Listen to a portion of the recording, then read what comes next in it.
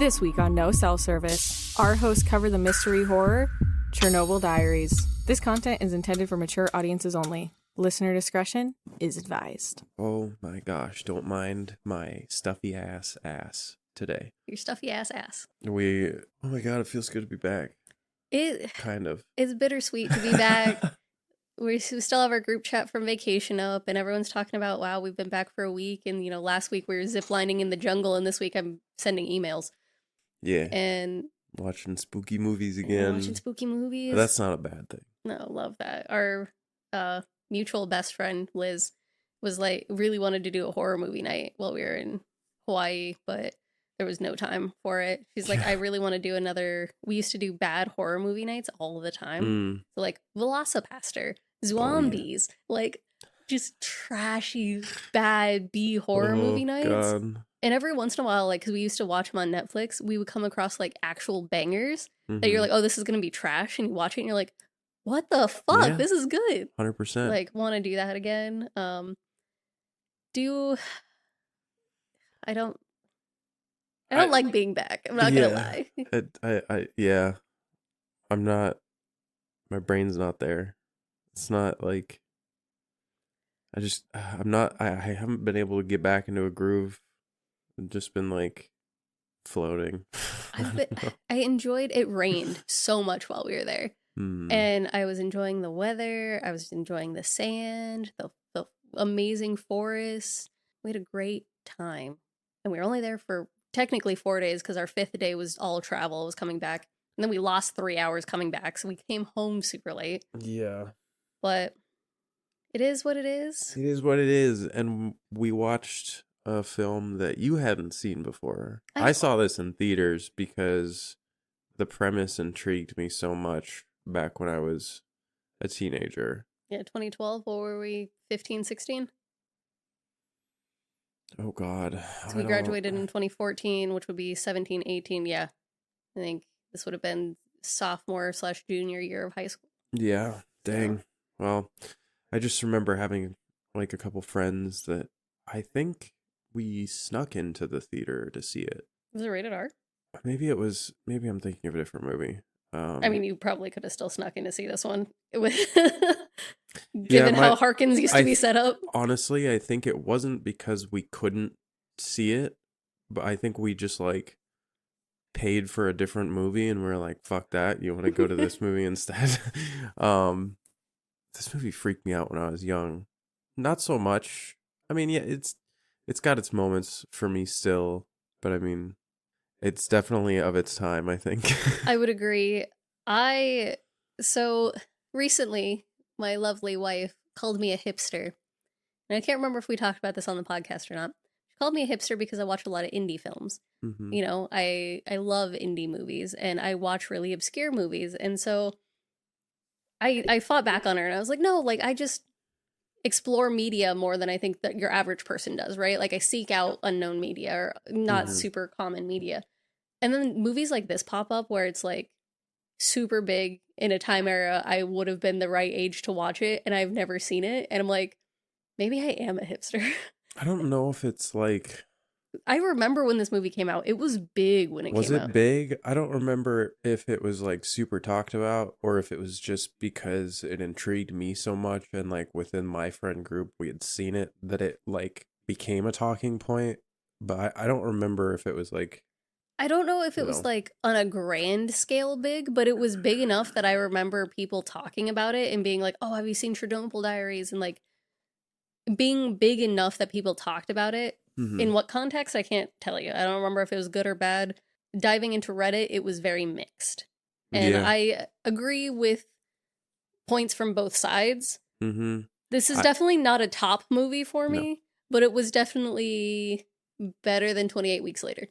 Yeah, I definitely saw it a bit more critically watching it earlier than, of course, when I had watched it first when I was younger. Just because, I mean, that like... First thing, when you're young like that and you go see a movie like this, your brain is just like locked into the being there thing. It's not like thinking about the dialogue or the cinematography. Yeah, or anything like that, really. you're just like worried about when the scare is going to come. Sitting through it now, I don't know. It wasn't like I enjoy it still. It's not great. I don't think that if someone was like, give me a good horror movie to watch, I don't think I would tell them this explicitly unless they didn't have anything else to watch. I think I would consider it one of those like movies you put on while you're doing chores. Like if you're folding laundry, it's a good movie to kind of bounce back and forth from. Doing dishes in the other room where you kind of just hear stuff happening. It's a good one to invite a lady over, and if you don't want to watch the movie, exactly, and you want to hang out with the lady, give her smooches. I mean, yeah, because it gives you the spooks. It gives you the what you're looking for when you turn on a movie like that. But it is what it is. I mean, not effect-wise, because I wouldn't say there was a lot of practical or special effects in this. I think the sets were legit. When we get to certain points, I think the places that we find our characters in are all pretty fucking great, like unique and generally it's what I would imagine Chernobyl would look like if you were to go into some of those like what is it, Pripyat? Pripyat. Thank you. Yeah, so I mean, it's not like it did a bad job or anything. I almost like half the time I'm sitting there thinking, man, it almost looks like they could have gone to a place similar to it and filmed. Obviously, they didn't. They were filming in Serbia and Hungary. Yeah. So I mean, it's the same type of landscape and stuff. It looks very much. Yeah, no, I agree with you. Like the set stuff, I have like zero complaints with, and I'm a big set dresser person. Like locations, sets, all really good. I did a deep dive into the van because I had to, because we'll get into that. I have comments.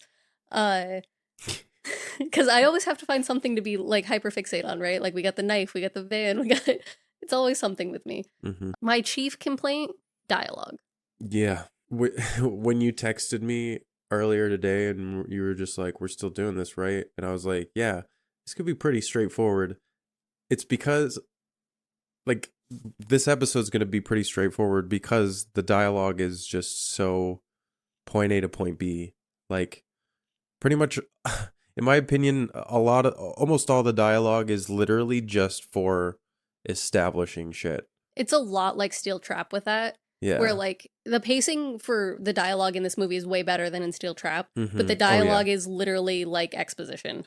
Yeah, like the dialogue feels more natural, like a more natural back and forth between the characters in this than in Steel Trap. But yeah, that's all it is. It's just dialogue. It's not like there's a weight to a lot of like what the characters are saying because we don't even know anything about these characters other than the most we get is some background between Paul and Chris, who are our brothers, going to be two of our main characters here, when they fight, because like siblings, I did like this where they brought in like past arguments where they're like, you always fucking do this every fucking time I do something, it's your goddamn fault, and like kind of like establish like older brother, younger brother type dynamics. And that's such an easy dynamic to do that with too, because like a lot of how those two characters will interact throughout the movie is so pre-established by just saying they're brothers. Like you just immediately be like, oh, so they're probably gonna fucking act like assholes to each other at some point. They might get to a fist fight, like we don't know, but like there's a lot of things that you can kind of glean just from that. We open with Natalie, Amanda, and Chris traveling through airports in London and all across Europe. They are doing a Europe tour. Your stereotypical, as me as an American thinks of as you do a Europe tour. You see the Eiffel Tower, you see they said the Tower of London, and every comment I saw was, that's not the Tower of London, that's the Tower Bridge. Yeah. It's on the cover of is it Rugrats Go to Paris? It's the big square archway thing. Oh, yes. I know what you're talking about. They go to that. They talk about Prague. They're in Frankfurt at one point. So and then at the end of this, you have Chris saying like, oh, we can't wait to see you, or like something about like meeting up with his brother. Yep. Who then like the camera from like these like clips. This whole thing is being filmed by a handheld recorder by Chris right now. Yeah. So it's a bunch of these like personal shots of like them going on this trip. It zooms out from an iPad or like a something, like a screen. Yeah. And they're like watching all these videos on the screen, and it's Paul, right? Is that the brother? Yeah, Paul's the brother, the older Paul's brother. like watching these, and he's like, "Oh, that's cute." Like watching the travel videos as they're like meeting up, and they're all like, "Oh, this is a nice place." Like it's just they arrived at. I guess Paul is like moved. He's moved to Kiev. Kiev. Kiev. Yeah. Kiev, Ukraine. He's like, I don't think I'm ever going back. I love it here. The bitches be crazy. The bitches be crazy. He's your stereotypical fuckboy asshole. And I didn't, like, he started all that kind of stuff, right? But then they get into this, like, cute conversation where he's like, hey, like, how's you and Natalie? Like, how's it going? And Chris pulls out a ring and he's like, bro, I'm so happy for you. Like, that's fucking fantastic. And he, like, because I thought he was going to be like, dude, you're fucking marrying her. But he's, like, actually genuinely happy for him. And they have, like, a cool brother moment. However, like, right before that, he's like, hey, so you think I have a chance to fuck Amanda? Like, you think that's something I can do Chris here? is like, dude, Amanda just broke up with her boyfriend like 2 weeks ago. And Paul's like, oh, so I get to be the rebound. And Chris is like, the fuck, dude? No. Like, immediately you get an idea of, like, fuckboy Paul. Yeah. I don't think I really mind the transitions between this movie, but they feel kind of pointless sometimes.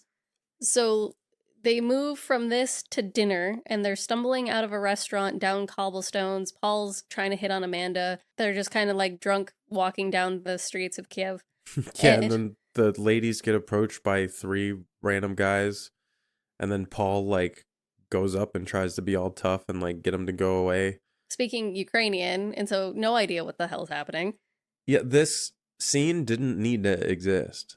It's just establishing that Paul knows his way around and at least knows how to speak Ukrainian. Mm-hmm. That's literally all it is, because they have like this interaction for 20 seconds for enough to pull the girls away, and then to have like you don't need subtitles for him to be like, to understand that Paul is just saying, you fucking dick, get out of my bitch's face, like these are my women type deal. Yeah. And they're like, oh, well, they should have some fun with like some real men. That's the conversation they're having, man. And so they just separate. And then they walk away. And Paul's like, you guys are in for a surprise tomorrow or something. Or he says like... Chris says, oh yeah, full of great people. Oh here. Yeah. And I'm like, you guys have had a great time at dinner. You're 3 assholes that you would meet 20 of walking down the street in America. You're gonna, okay, whatever, my guy. Fuck off with that shit. But then it cuts to the next morning and they're at breakfast complaining about hangovers. That's all. That's the whole entire scene. Yeah, exactly. No, it's like, it's very weird. It's just like this scene didn't really need to exist. It did not. And then at breakfast, Paul is late. And I was like, they're staying at his apartment. Where did he go? How did they get to this restaurant? Like, yeah. And they're all struggling because none of them speak Ukrainian. And Chris is like, yeah, Paul's fucking supposed to be here. And like the waitress isn't listening to them, probably because she doesn't know what the fuck they're saying. But Paul ends up coming in and talking about meeting with an extreme tour guide. Basically being like, so, you know how we were going to Moscow? Well, on the way to Moscow. And then Chris is like, don't fucking start, please. Like... Yeah. You always do this. Can we just please go to Moscow? And Paul's like, well, you know, this extreme tourism, this guy Yuri is going to like take us to, have you ever heard of Chernobyl? The exclusion zone. Yeah. The thing is, and I didn't even think about this till I was doing my research on Reddit. Someone was like, American tourists have to have visas to get into Russia. So they had to plan their dates, say, hey, we're going to be in Russia on this day for this amount of time, all of this stuff. Had to probably buy, like, or get hotel rooms and lodging and all that kind of stuff. Mm-hmm. How much money they probably just, like, went down the drain because Paul was like, fuck Moscow. And on top of that, that's where Chris was gonna propose. He's like, I'm proposing to Natalie in Moscow. Yeah. And then Paul comes in like a fucking wrecking ball and is like, no, fuck all that money y'all spent to go to Russia. We're going to Chernobyl. Yeah. On the note of that, would you, coming off vacation high, right? Like, would you do a Chernobyl tour? Because those are things that is sanctioned now. You can go visit. Yes, but only because I know that radiation doesn't work the way that radiation works in movies and TV and video games. You just don't want to pop some iodine tablets like an Abiotic Factor, call it a day? No, while yes, that did freak me out as a kid because you don't know, right? Like you think that radiation, like it mutates you, whatever, blah. I think as long as I knew that I wouldn't get any radiation damage. Yeah, I'm like... I probably would. I know very little about the whole Chernobyl disaster. It happened in, 86? I think? Yeah, 86. So God, really? Yeah. And we talk about it like it happened yesterday. Like, everyone talks about Chernobyl. Like, you just know. It's just a thing, right? And so I was like, yeah, the whole nuclear disaster happened, ? And then, like, I was doing research into it for this episode, and I was like, oh, holy shit, like, it was a test that went wrong. Mm-hmm. I didn't know that. Yeah. Like, I was reading up on it, and, like, how everyone got evacuated, and how the evacuation zone grew twice, and then, like, shrunk, and then people were like, fuck you, we didn't get to grab any of our shit, we're going back, and, it was a whole thing, and I didn't know a lot of that. Yeah, pretty fucking crazy. So, I don't know, I think I would go, not with this type of people, though. No. Because I feel like they go with Yuri. Hey, Yuri was a very good tour guide. Actually, no, yeah, that's... But we'll get to it here in a second. Yeah, okay. And we can talk about why or why not we would go with Yuri. So Amanda is the one who's like, I mean, I can get some really good pictures. We established here now that she is a photographer, and Paul plays into that and is like, oh, you can get some really good pictures if we go here. Mm-hmm. And then Natalie, being Amanda's best friend, is like, damn, my girl wants to go. Like, I'm not gonna take this once in a lifetime opportunity away from her. She's coming off of a breakup. Is like, yeah, like, we're going. She wants to go. I want to go. And Chris is like, fine, I guess we're fucking going. Yeah. They don't even eat breakfast. Like, again, this scene is pointless because all of this could have been combined into one scene of them, like, exploring Kiev. They could have literally not done the breakfast scene and just continued the conversation after walking away from the assholes outside the club, because, like, Paul literally mentions a surprise for the next day, and they could have just like pestered him about it while they were still walking that night. You know what I mean? Like, I think they could have just not skipped to breakfast and then had the conversation. They could have just... I think they should have skipped dinner. Or skipped the way... Okay, so either, for me, I would have been... This conversation should have happened at dinner in the restaurant. Mm-hmm. This should have been the thing they talked about over dinner instead of just leaving the restaurant, right? That is what I believe. Or dinner scene shouldn't have happened and this should all have been at breakfast. Or, like, on their way to breakfast, it was like... They established that he could speak Ukrainian. They established, like, oh, I'm, like, checked out some places down here. There might be a good thing. There's so many other ways to have done this without it being two pointless scenes, because that's the end of that conversation. And then they just walk to Yuri's place. Yeah. And Paul is like, hey, I brought my crew. They don't listen to me. Maybe they'll listen to you. And Chris is still not having it. He's like, bro, this really, like, you ex-military, like, what's going on? And he's being real weird about the fact that he might have been in, like, I thought he was just like, because he asked if he was ex-military, and Yuri was like, yeah.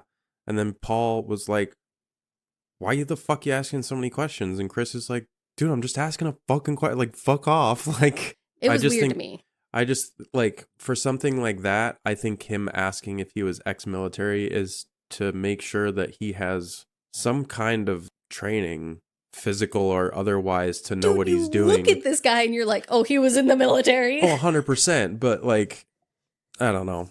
It's just one of those things, like, if you're trying to figure out, like, I don't know. Maybe, again, it could just be I'm reading into the dialogue here, but it felt like he was weird about him being in the military. And then we get a whole scene later with a gun where they all are super weird about. And I'm like, you're all fucking American, no, get over it. Chris is weird about. But I don't think anyone else Natalie's also weird about it. Yeah, that's true, but it's mainly Chris. Chris and Natalie are weird about it, and so that's why I think he's being weird about him being military here, too. You know what? Maybe I never picked that up, because that doesn't make any sense in my head, though. Like, that doesn't matter. No, or, like, for them to establish that. Yeah. So that I guess that's why my brain was like, whatever. It also doesn't... It doesn't matter that we establish that he's in the military at all. No, it doesn't. A lot of this dialogue doesn't fucking matter. Because a dude could, like, a tour guide could just have a pistol in his fucking... A tour guide is a tour guide. Why are you asking him if he's military? Like, I don't... You know what? That's fair. Because he's looking at photos on the wall of like all of these cool places that Yuri, I'm assuming, has taken people. There are people skiing and a bunch of things. There's a bunch of pamphlets for stuff. And the thing he focuses on is what Yuri looks like. Like, oh, are you military? Like, I don't even think there's a military picture on the wall of photos he's looking at. There might have been one. Maybe that's what he saw. But it was just like... There might have been, but it was I don't... weird established shit. Yeah, it's fucking weird. And then this other couple shows up. Michael and, they're, like, and Zoe. Super, like, hiker looking, like... They are backpacking. Yeah. They're probably doing, like, the 2-week, maybe they've known each other a month, we get to know later. Maybe they've been doing a whole month backpack across Europe, but they're backpacking. Yeah. So they come in with, like, a ton of stuff, and they're, like, super friendly, just, like, ready. They're like, oh, you guys part of the tour and all this? And so they shake hands and all that. And then immediately Yuri's like, all right, let's go. And just like shuts the lights off and everyone walks out. And I'm like, you know, maybe it's just because we went on some tours recently, but like, wouldn't you at least make sure that your whole party's there before you left? Or like made sure that the right people were there for that tour? Because like, he's just like, all right, 2 more people showed up. All right, let's just fucking go. Yeah, like... I mean, like he gets Paul introduces his party, right? But they don't check IDs. They don't check booking information. No. And then when Michael and Zoe show up, there's nothing of saying, "Oh, you guys are the next people on the tour." Again, they also like, have they have all of their shit. Our party doesn't have anything because it looks like they went there straight from breakfast. But in the next scene, we see them with a bunch of shit, and I was like, "That's not how that should have worked."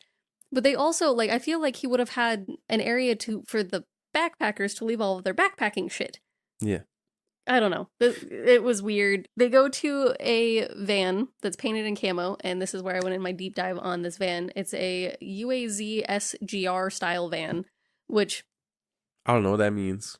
It pretty much is it looks like a VW bug van. Or yes, not bug, but it looks like a VW van. They are specific vans created in the Soviet Union for military shit. It's just a van. It's like a simple transport van. Yeah. Almost. And the reason I had to look into this van is because of where the engine is. I was like, what the fuck is that? Yeah. And I watched an entire video of this guy going through the engine. We'll get to it. My hyperfixation on this one was, what the fuck is that? Yeah. No, that's fair. So yeah, they start putting all their stuff in the back of the van, and then like Michael and what's her name? Zoe ask Paul and Amanda if they're honeymooning, and they're like, well, Paul says yes, and then like Amanda wraps his arm around her. Yeah, which is gross because Amanda's like, no, not even close, and we barely know each other. Paul is like, ow, and I'm like, dude, that should hurt. That's fucking gross. Like you should feel bad about that one. Chris already told you to leave it alone, and you're not. Like she just fucking she just got broken up with. Rob broke up with her. I do know his name. Rob broke up with her 2 weeks ago. Natalie had to drag her on this trip because she was sad and depressed. Yeah, and you're trying to hook up with her. You can't take advantage of that, man. Like, fuck off. This is where we learn that Michael and Zoe have been together for a month. Zoe is Norwegian. Michael is Australian. Because you have a bunch of American dumbasses. And then you have the nicest Australian man. And to quote him, his Viking wife. Viking woman, sorry, not wife, because they've only been together for like a month. And it seems to be a tale, just a wild romance in the making. Seems to be like one of those God, I have such a specific reference, I can't even fucking use it because I don't think anyone the reference. It's a fucking YouTube video of like this girl and this guy who met each other at Whole Foods. Yeah, and you showed me that video. That's right. It's like that. I just like say words and I don't know. Yeah. It's like totally. That. Oh my god. That's so I forgot we showed you that shit. Like, oh my god. That's so funny. That's where we started saying Fair enough. That's so true. Oh my god. Yeah, it's Yeah, no, you're totally right. God. Except they seem less cringe. No, they're not as cringe about it. It's just very full on right away. Yeah, they're in the deep of it. As they're driving, I can't remember who someone asks about Chernobyl, and Yuri, being a very good tour guide, gives like a very succinct, just, hey, Chernobyl, this is what happened. The reactor number 4, blah, blah, blah. Like, very easy layman terms. Yeah, people had to evacuate overnight. They couldn't fucking bring anything with them. Yeah, I saw a video of they simulated the actual like rods Oh, yeah. moving because they have like it's like a big circle, but then like the circle's made up of all these long rectangular rods that like push up and down. Mm-hmm. I just remember watching that simulation of like when this shit happened and how it like fucking just like malfunctioned. Oh god, it's just like it's such a trip. Yeah. Sorry. No, you're good. Like I said, I went in a deep dive and I was reading like the Wikipedia about it and looking at photos, and like I went on Chernobyl Reddit because of course there's a Reddit for that, and it was a whole thing about like, hey, we don't trespass. Like if you're talking about how to trespass, get the fuck out of our server. Like it was a whole thing of like people talking about all this different stuff, and the what is it, AZ5 emergency stop. Like people had inside jokes on this forum about shit that happened. And I'm like, wow, yeah, like, someone's Rome, man. Like fucking wild. As they're driving, Yuri's like, oh, it'll take 2 hours.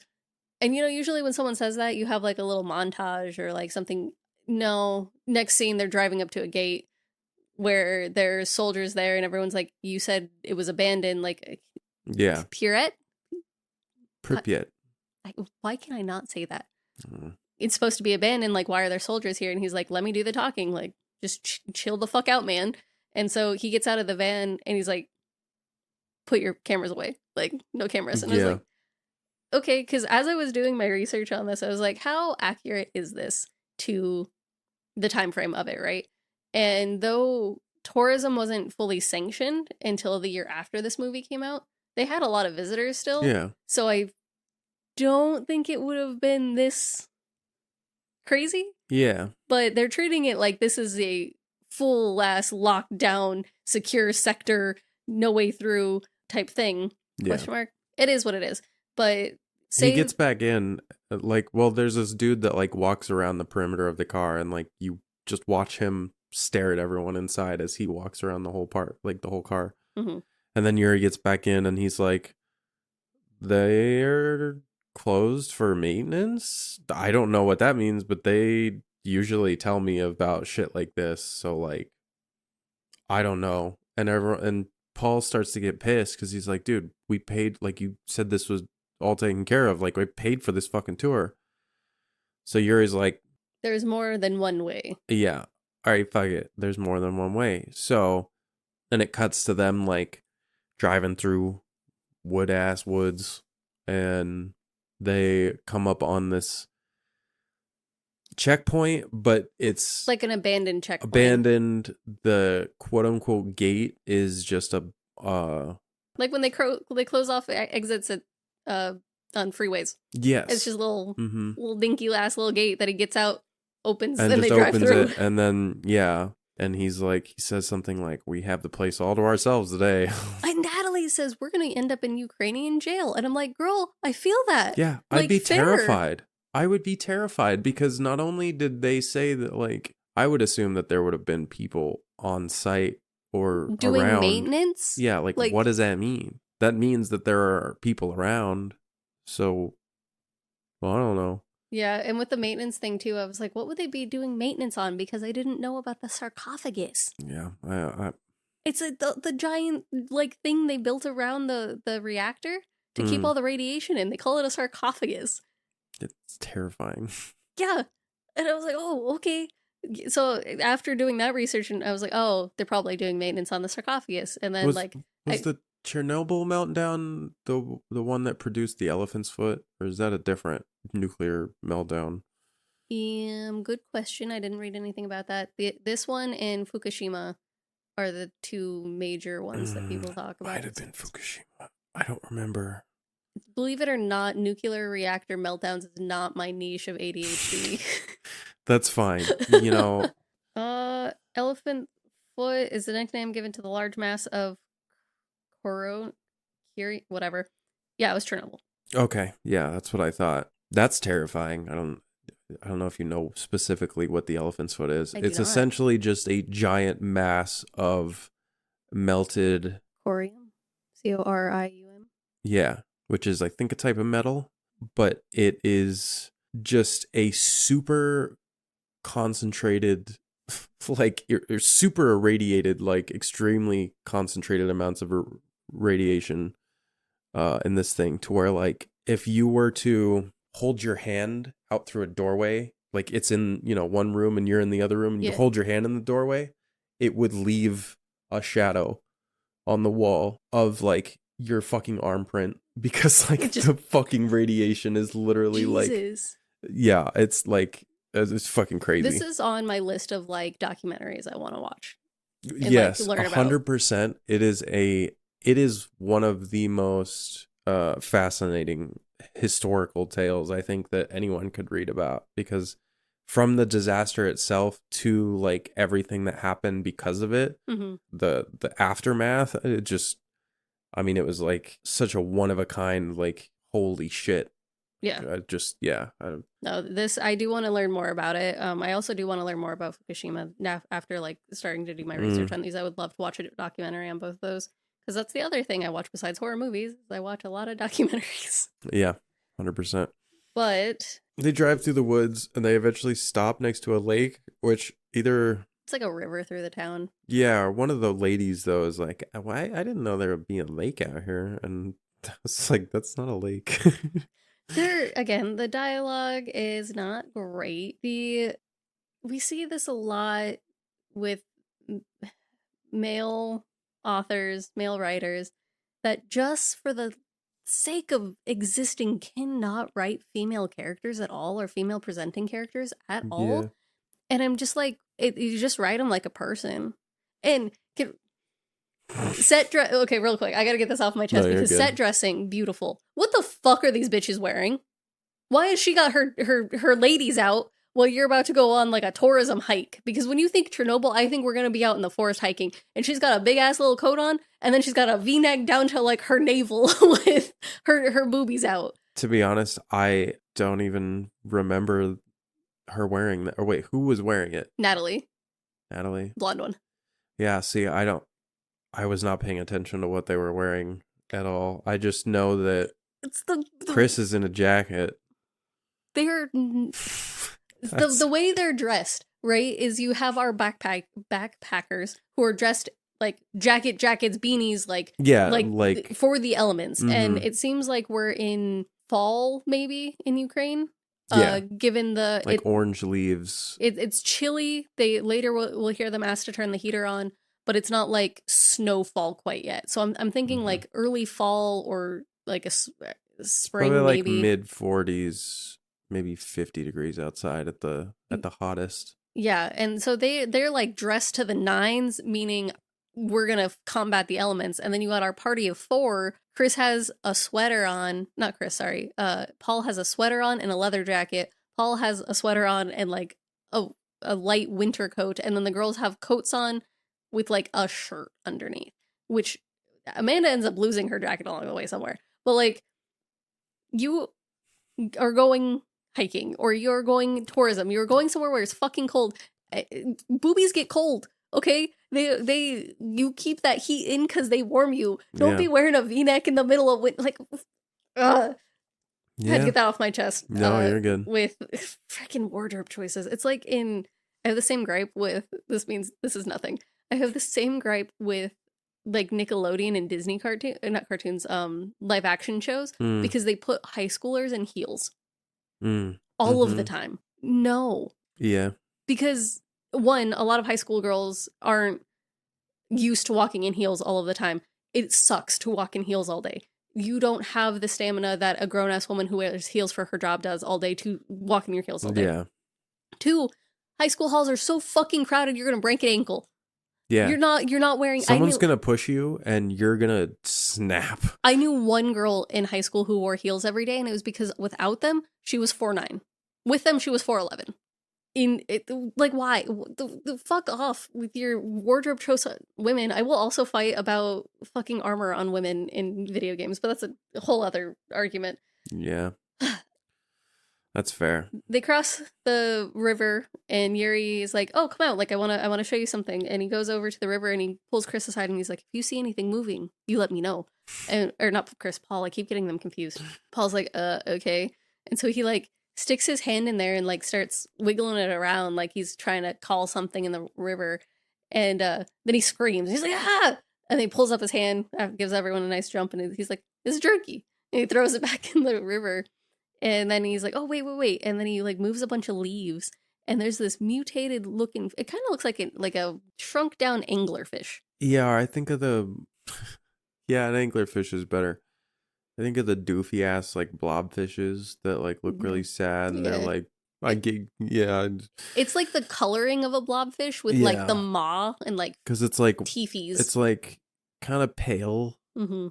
And like kind of fleshy almost. Yeah, it's like a not full translucent, but like a more translucent fleshy thing. Yeah, someone like goes to touch it and it like moves a tiny bit and it jump scares them, and then they're like, "All right, let's get the fuck out of here." And as they're leaving, the camera like pans over to the water where I think the beef jerky's sinking, and you see a bunch of these fish start like swimming towards they start swarming like the center. Jerky. Yeah, sorry, I had a thought and then it just fucking disappeared. So that moment of silence was like a mini plane crash happening in my head, just to give you an idea. When that happens to me, I always say, "Oh, my train of thought crashed." Yeah. Someone put a wall on the tracks. This isn't... So at this point, I didn't really think about it too much until we're starting to get into it. People confuse this movie as a found footage film because it is filmed shaky cam style. It is filmed with handheld cameras. It is not found footage because no one in the film is filming it. It's only found footage for the first 20 seconds until it establishes that you're watching personal camera footage. But then it keeps the same, again, type of like shaky cam. And I don't agree with that choice. I think I would have agreed with that choice if they would have actually made it found footage. Because, like, speaking to the name of the film, Chernobyl Diaries, right? Like, this is a diary of the thing that happened. Makes sense for you to want it to be handheld camera. Mm-hmm. But when you do handheld camera for the entire... There's no stable shot throughout this entire movie. I think there might have been one while they're walking in the streets of Kiev. Like, when they're walking down the stairs, there might have been some stable shots. But, like, a lot of this is handheld camera. They're in the van, they get to a rough part in the road, and, like, Yuri's like, "It's about to get bumpy," and everyone starts laughing, you know, like when you go off-roading. Yep. Get all giggly when you hit the big bumps. And the cameraman is also in that van, just holding on for dear life. And I would have agreed with that choice if they would have made it found footage, because they already established that Amanda was a photographer and that Chris liked to film stuff. So you could have kind of weird that you could have just kept it found footage. And I think it would have made it so much cooler. In my opinion, keeping handheld camera was a bad idea for this movie. I feel like it detracted more than it gave for the cinematography. Mm-hmm. But this is also the guy who did Paranormal Activity. Is it? Yes. And then the other guy, what are their names? I scrolled up on my notes instead of the wiki. We have Oren Peli, P-E-L-I, Carey Van Dyke, and Shane Van Dyke. One of them is the guy who did Paranormal Activity, and then the other guy is the guy who does spoofs of horror movies. And we got this movie. Interesting. Mockbusters. That's what they're called. Yeah. So it makes sense, especially like finding out that he did Paranormal Activity, but like I don't know, but choices were made, and I don't agree with them. Yeah. Well, they get to the housing, or like the suburban part of Pripyat, I guess. This is where they did some creative choices So what we learned from Yuri that there's this giant Ferris wheel, and the Ferris wheel is there for May Day celebration that never got to happen because of the evacuation. Mm-hmm. Well, historically, it was like a whole area that was set up for May Day. It was like they say it. They're like, oh, it's like they're setting up for a carnival. Like all of that would have been moved, but instead they put the Ferris wheel in like the middle of suburbia. There's like 4 different apartment complexes, and then like a child's playground and stuff. They did a good job because like if you look at real pictures or like images of Pripyat and the area surrounding Chernobyl, that's kind of like what it looks like. I mean, they even have like the Ferris wheel and shit. Yeah. And I mean, anyone who's played, was it the first Modern Warfare? Oh, Modern Warfare. Yeah. You do the mission, like the sniper mission in I can't remember Pripyat. if it's the first one or not. But yeah. I think it is the first one. They listed a whole bunch of games that use Chernobyl in there. Yeah, 100. So yeah, like they did a good fucking job with the set, and like they might as well have been there. Honestly, like I wouldn't have known the difference. Yeah, I didn't really get to do. We were on a little bit more of a tight schedule for me this week of getting back into the swing of things from vacation, so I didn't get to do as much research on this movie as I would like with like production design and that kind of stuff. So I don't actually know how all of it was done. Just know it was on location, and someone was complaining about one of the signs in the background because it like obviously was not for where they should have been. Because I'm sure it was like a sign that had Cyrillic on it that, I mean, they were just like, Americans don't read that. Like they're not gonna know what it says. So like this entire time it was just like, oh, this is catering to an American audience who doesn't know jack shit but English. Like that is this entire movie to me. You know what? As a 14-year-old American boy who only knew English, it did its job. It hit its mark. For me at least. No, then. It's a mark of its time, a 2012 movie, and we've talked about this with older movies as well. Like this movie's holy shit, this movie's like 13 years old. Yeah. Oof. Well, we've talked about with like older movies that people just didn't care a lot about like the little details, and I feel like with this movie, nobody could look it up. Well, like 2012, you could have. Well, yeah, but like as far as like some older shit, I mean, 2012. Unless you were lucky enough to have like an iPod Touch or like the better ones with like the screens. You were. Am I thinking away fucking? Yep. What the hell did I have in 2012? I think in 2012 I had an iPhone 4. I don't think I had. I think I was. Well, I was poor. I didn't get shit growing up, so I think I had a hand-me-down iPod Touch. I got the iPhone 4 it was one of the free upgrades. That's the only reason I got it. My dad got a new job and they had like the whole like bundle with Verizon type thing. But I know the iPhone 4 was not the latest model at the time. I definitely didn't have an iPhone until I was an adult. That is the first and only iPhone I've ever had. Oh, that's a lie. I had the iPhone 4 and the iPhone 5, and then I got off of iPhone. I hate iPhone. Yeah. You Googling it? I gotta know when it came out now. Because that's who I am as a person. 2010, yeah.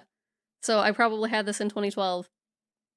It was discontinued in 2013. I definitely had this in 2012. Damn, that's crazy. 2011 era. So this, I feel like, got away with not doing any of that research because Americans suck. And people just didn't do it back then either. I feel like nowadays, it's almost like everyone's bored and just has nothing else to do besides like, oh, a movie comes out, let's figure out everything that's wrong with it. I don't think that's a bad thing either, though, necessarily, because, like, question everything, obviously. I mean, question authority, obviously. If you learn anything from this podcast, it's question everything. Yeah. Question everything. Analyze everything. Figure all that shit out. You know? Like, Also question everything because AI lies. AI is just wrong, and AI is in everything now. Don't fucking Google shit and just trust the answer that you see on Google. Anyways, that has nothing to do with anything. Yeah, we're getting way off topic. Where are we? Yuri pulls out a Geiger counter and is like, hey, like, we got this. If it gets too high, we're going to move away. No worries. He goes down and even, like, holds it to the ground.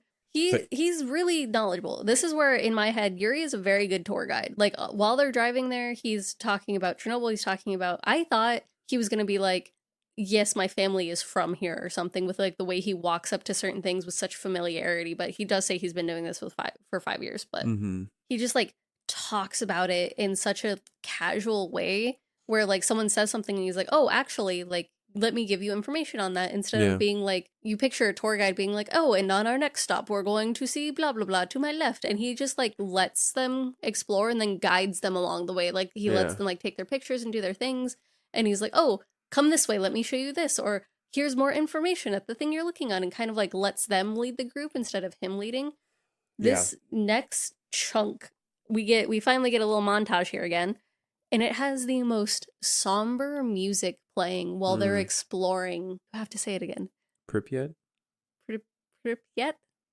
Yeah. I think I keep wanting to say it with like a Spanish accent, and that's what's throwing me off. Oh my god. So they're like exploring and taking pictures and looking into different rooms and buildings and just like having this somber music play. It's very good at setting the tone for a shift in the, oh, we're doing a tour guide thing, to like something weird's about to happen. Yeah. Just the tonal shift. They like walk through some pretty dark. It's all abandoned, you know. So of course some parts, like they walk through these buildings, it's going to be like pitch black if there's no windows. Yeah. Or it seemed like some of these places were kind of like underground too, or like yeah, so they go through, that's what my notes are really wonky for this. They go through like a bowling alley. So a bowling alley doesn't have a lot of lights. And then they go through, it looked like, what are they called here? The lodges for old vets. The VW club. Not VW. FW? VA? VA, no, the like lodges that vets go to. It's like a I don't know. I don't know. It's like a lodge where they can go. And then like, I think that's one for the Soviet Union, because there's like the sickle and the hammer crossed on one of the walls, and it looked like a hangout hall. And they go downstairs into what looks like the entryway to like a apartment complex or like a shopping center, because they walk downstairs and it seems very dark and there are stairs and stuff, but then they like go into this big open kind of like atrium. Yeah. And then there's a bunch of writing on the wall. I can't read that. Who knows what it says? Yeah. And the subtitles did not do anything in this movie. I honestly don't think I had subtitles on. I did, and they didn't even have like a speaks foreign language on mine. Apparently someone in Reddit was like, they're saying he's speaking Russian, it's actually Ukrainian. And I was like, ooh, damn. That's rough. Yeah.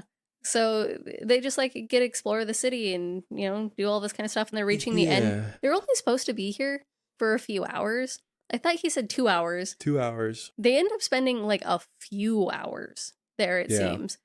And while they're getting to the end of it, Yuri's like, okay, like, let me show you this. And he goes over to an apartment complex, and Zoe fucking books it back because there's a dead, decaying dog laying in front of the door. Yeah. It's like emaciated, and it feels crisp, like it had been in a fire. Yeah, but not like burnt.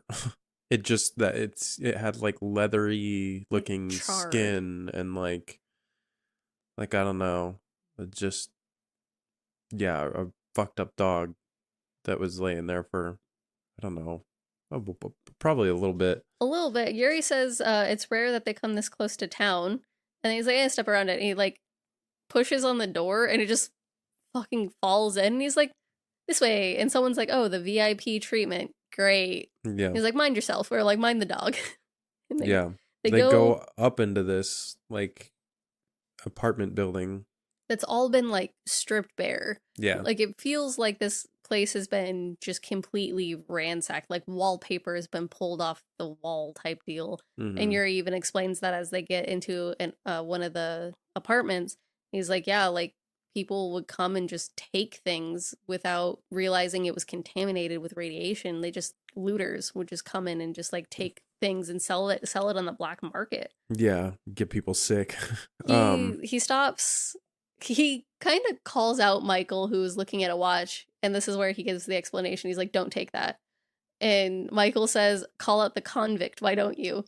And I was like, what? Yeah. What is that line? Why are you trying to establish that you have a criminal past? And if so, why? Yeah. Are we suddenly supposed to trust you less now as like a part of the story? I don't get it. Or is it another, I don't know, weird thing about like how Australia was a penile colony? Like, oh, you know what? It's probably that. it just seems like a weird. If it's supposed to be a joke, it lands flat. Yes, 100%. Because not even everyone really can connect that and realize that like Maybe that's what he was saying. yeah, and a lot of people don't even know that Australia was a penile what penis colony. They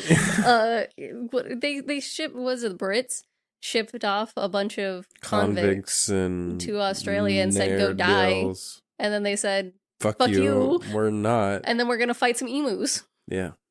So something crashes nearby and Yuri's like, stay. Shut up, everyone.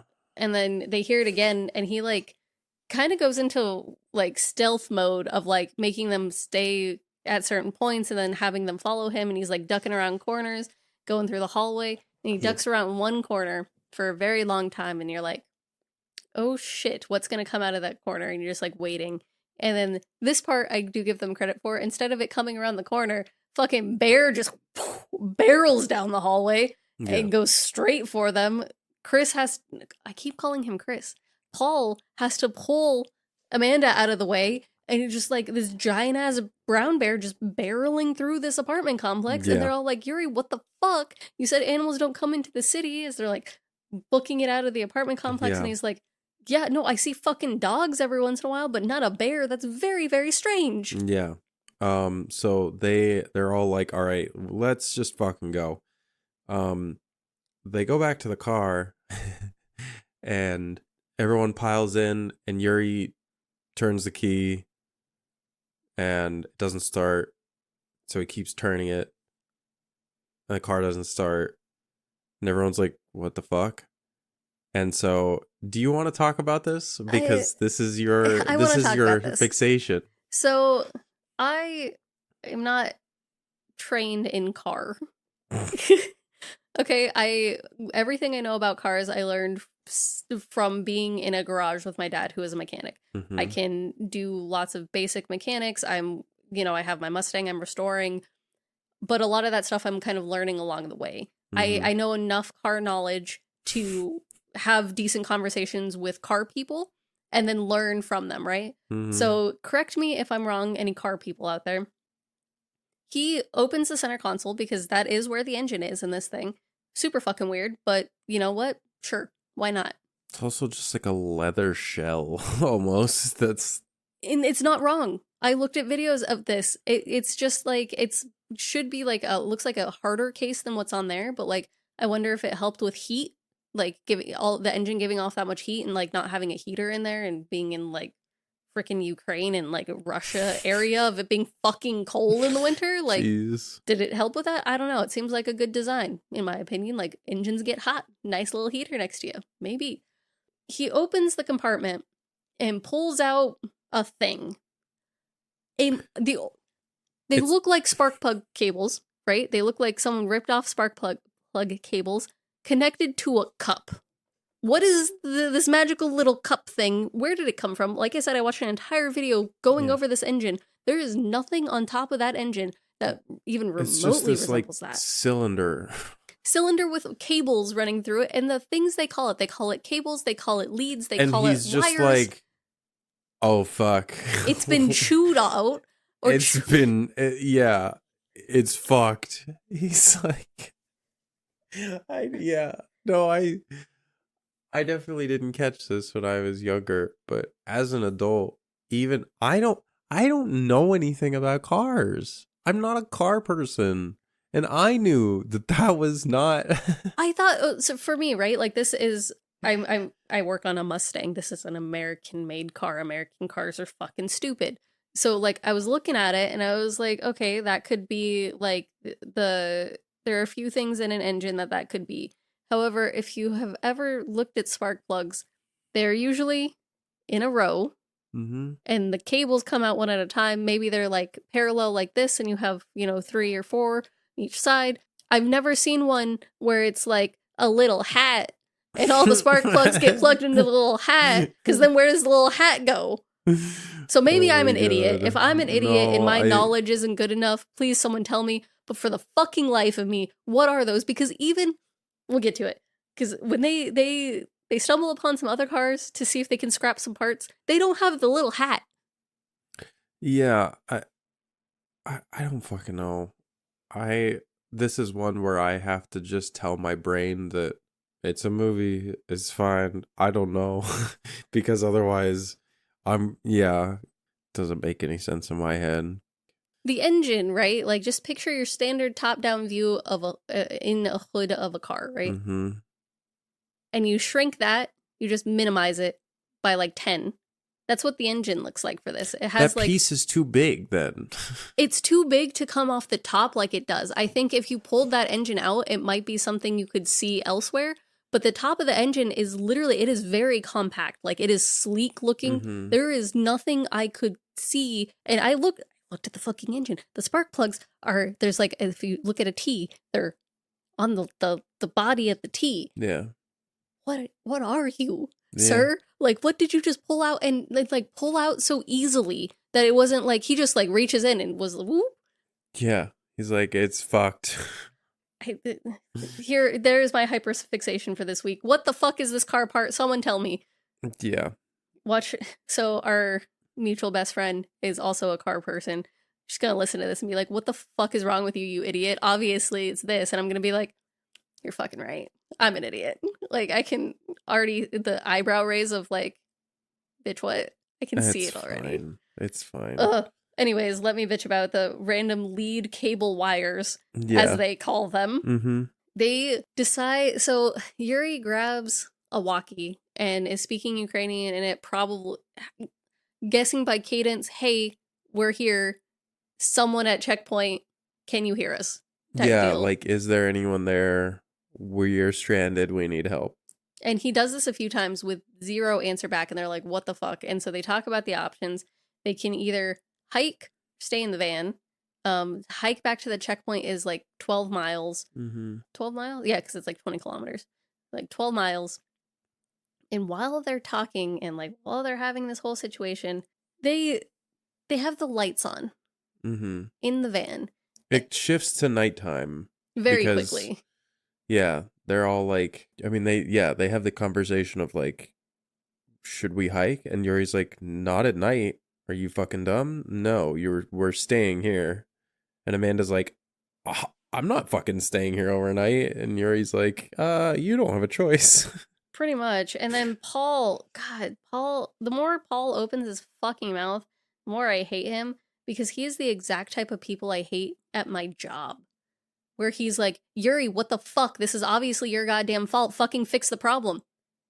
Yo, you're in the same spot. What is Yuri what do you want him to do? He's also like, Natalie immediately calls Paul out and is like, we're also in this because of you. Yep. And that kind of immediately shuts Paul up a little bit. Like, he doesn't say anything for a second. Him and, Paul and Chris start fucking fighting? Yeah, Paul and Chris start fighting because Chris is like, dude, you do this every fucking time. Like, I am so sick of getting screwed over by you because you just like to, you think you fucking can just do whatever. I can't remember how he words it, but he says it feels very justified. Like, Chris has been done bad by his brother Paul in this similar manner a couple of times. Yeah, he goes along Multiple with his choices, and it fucks him over in the long run.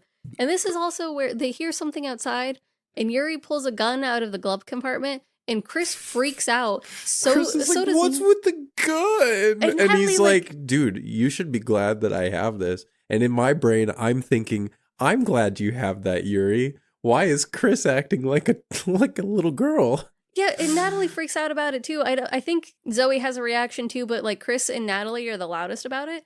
And it's like, it's a 9mm like Glock. Yeah, it's like, it's the handgun that most people make fun of the owners of those handguns because It's just Nobody owns a fucking Glock. It's just your basic fucking gun. It's a handgun. You're going out to an abandoned zone.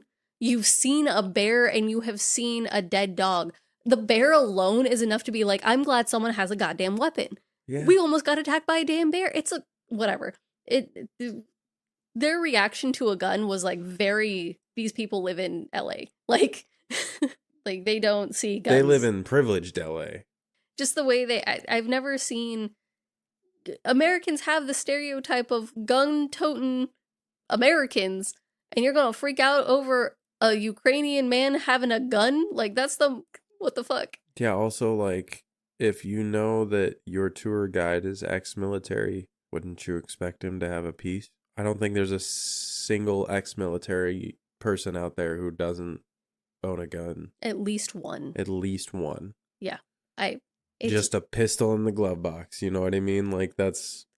It seems so standard. I don't know. It was wild to me. It's because we live in Arizona. It could also be we live in Arizona. That might be it. So maybe we're biased. Yeah. Chris and Yuri leave the van to go check out what's happening. They don't get like super far, but they get far enough where you can't see their silhouettes anymore. And then you see 3 muzzle flashes go off. Yeah, you hear gunshots.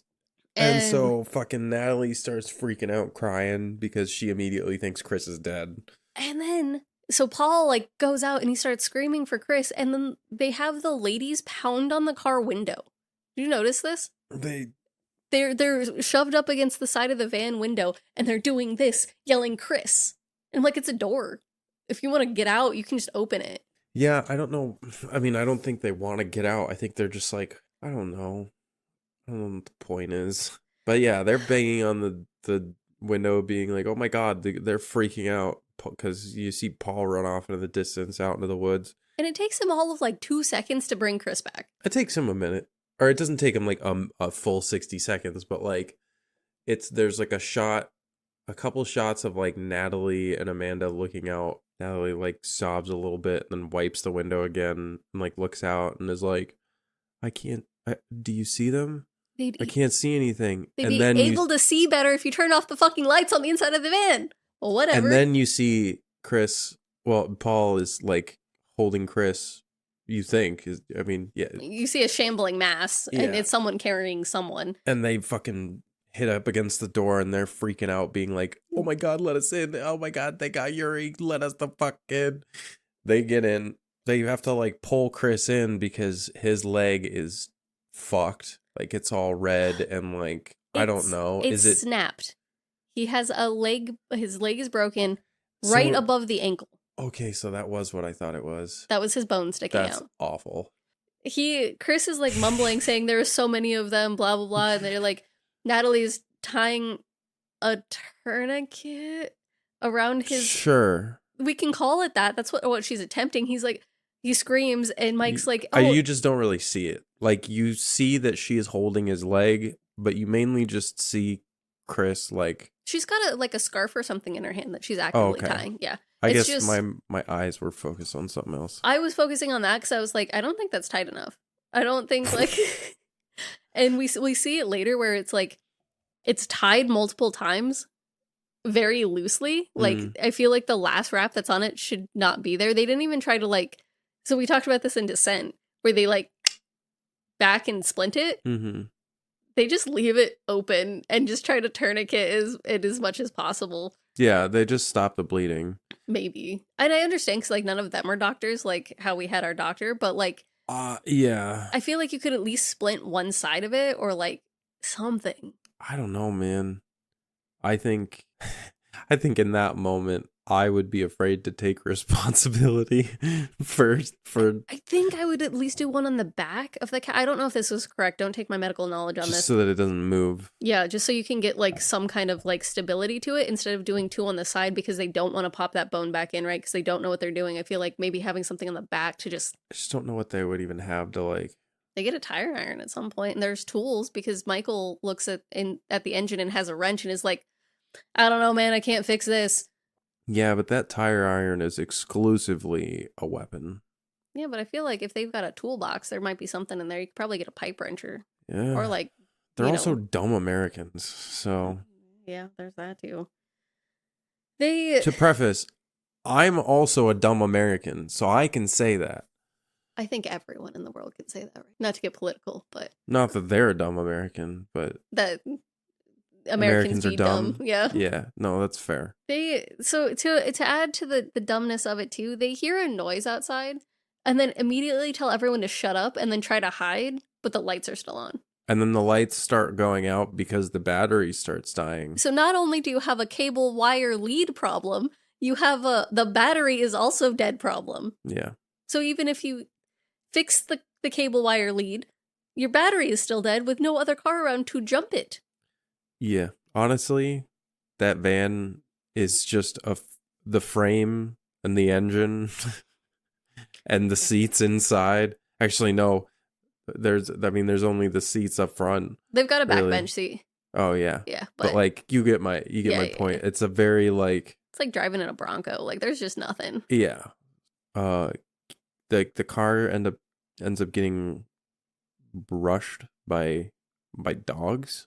Is that the scene? Yeah, because they hear the noise and it goes dark, and then I think doesn't the light, like the van lights, come back on, right? They get them back on, or someone. No, they turn the light on to try and mess with Chris's. They have like someone's phone. Yeah. They're using the light on the phone. And then that attracts some shit. Because all I have is after something banged against the van, skip ahead to morning. The van gets attacked by dogs at some point. It's definitely, I think it is this first night. It's gotta be this first night, right? Because in the morning, when they're talking about going out to look for Yuri, they're like, are you fucking crazy? Like, what about those dogs that fucking attacked us? Yeah, it doesn't make sense for it to happen any other time. I don't know why I didn't have it written down at least. It's okay. This is a very tough scene because 1, camera shaky. 2, dark as fuck. So like, it is kind of hard to tell. I just remember, yeah, that's because they like turn the flashlight on the phone. I remember thinking, you idiot, just keep the light off for like a bit longer. If you think that there's like, if you heard something out there and we're like, be quiet, turn the light off. Don't immediately be like, okay, well, hold on a second. Let me just use my phone. Like, just what else are you going to do besides sit and wait? Just sit and wait a little bit longer. Yeah, they're... Again, not smart. It's fine. We do skip ahead till morning, and Michael, Amanda, and Paul decide to go look for Yuri after much fighting between everyone. Zoe is like, he's probably fucking dead, Michael. Why the fuck are you leaving? And he's like... It's been a whole night. Like... Yeah. I don't know why Amanda decides to go. Plot-wise, yes. But, like, I don't think... What is she gonna help carry Yuri? Like, what's the plan there? So Zoe fights for Michael to not go. Natalie, because they try to leave today, right? And it turns like Chris can't fucking move. Like they try to move that's here in a sec. The timeline because of how it all works. Anyways, Amanda decides to go with them, unknown reasons, and the guys just agree. They're like, sure, yeah, Amanda can come. So Michael finds a walkie-talkie, the other walkie-talkie that, like, I guess Yuri has the other one. But Michael's like, I didn't see this until just now. And you're like, what do you mean? You've been sitting in the front of the car fucking with the engine this entire time. Where has that been hiding up until now? Well, and then if that's... I guess walkie-talkies have channels. But I was like, was Yuri just calling no one? Did he know he couldn't call anyone last night? And so he just faked it? Oh, shit. That's where that's where my head went, is because he was like, the look on his face was so apprehensive to call someone. I think he was apprehensive to call because he knew that he was like, he was breaking the law at that point, going into like in through a side route when you were stopped at the first gate, being like, you can't go in today by the military. Yeah. And then you go in anyways, like you having to be like, oh, sorry, I actually did go in anyways. You guys gotta come rescue us. don't be mad. Like, yeah, it could be either, honestly. It's probably the first option. My head just, as soon as there was a second walkie, I was like, he said he works alone and he's got a second walkie. Just saying. But my thought is you can't just buy a single walkie-talkie. That's fair. You have to, when you go to buy walkie-talkies, there's never just one. There always has to be at least two. They argue about what could have happened to Chris. Was it the dogs? Was it the bears? And they're like, he said there were a lot of them. And they're like, yeah, there were a lot of dogs. It's not whatever the fuck you're thinking. Yeah. They wander like pretty far off, in my opinion, given like the time frame we just talked about of Paul bringing Chris back last night. Like they duck behind a gate. They go behind some buildings. Yeah, they go through this like side gate and they're like, Yuri went through here, right? And I was like, how the fuck did you know? Like, what the fuck? And then one of them is like, oh, let's just find our way back to the van. I'm like, I think it was Michael. You could just, the distance they went last night was like, Chris or Paul had no problem getting back to the van. You have definitely wandered off way too far and probably not in the correct direction, except they find a blood trail. First, they